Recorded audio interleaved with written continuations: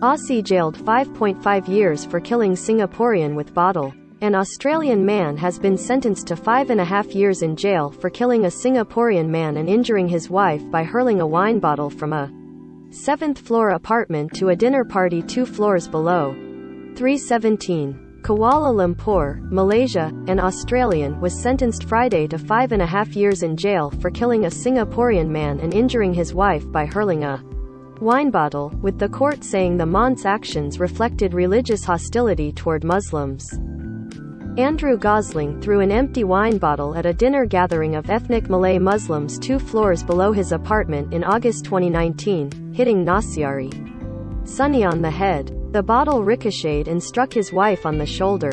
Nasiari, a 73-year-old delivery driver, suffered severe head injuries and died the next morning. Gosling pleaded guilty in February to 2 charges of causing death and injury.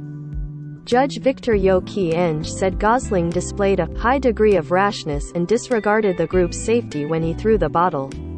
His inebriation may have impaired his judgment but not to the extent of causing an unsound mind, the judge said.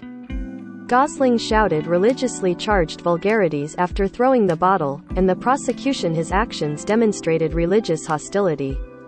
The judge agreed and said tolerating criminal acts like Gosling's would undermine Singapore's racial and religious harmony. About 15% of Singapore's multiracial population of nearly 6 million are Muslim. The judge also said the sentence needed to be a deterrent so people wouldn't throw dangerous objects from high rises in a country where many people live in. The judge said he took into account that Gosling was remorseful, turned himself in, pleaded guilty and voluntarily paid some compensation to the family. He sentenced Gosling to 4 years in jail for causing Nasiara's death and 18 months for causing injury to Nasiara's wife. The sentences are to run consecutively from the day he surrendered in 2019. Nasiara's wife, Manisa Sitri, declined to comment on the sentence. She was quoted by Channel News Asia as saying that, "It's fate." Her son also reportedly said, "It's hard to forgive, only time will heal this." Gosling had only been in Singapore for a month before the incident. He told police he thought about using a weapon such as a gun but decided it was a heinous act. He then searched for the wine bottle in a trash chute and threw it from the 7th floor at the group attending a housewarming party.